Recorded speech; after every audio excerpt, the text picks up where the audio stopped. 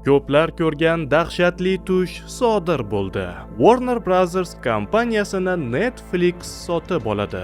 Ammo qanday qilib? Axir Netflix so'nggi daqiqalarda o'yindan chiqqan edi.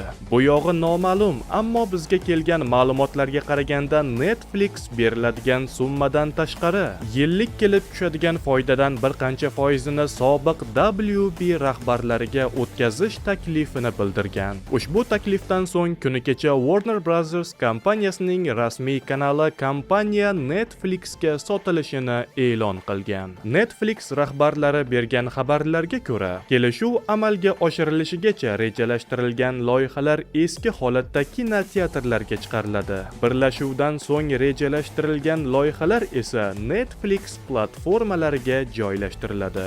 James Gunn DC rahbarligicha qoladi. Yangi Garri Potterni qora tanli aktyorga almashtirishadi.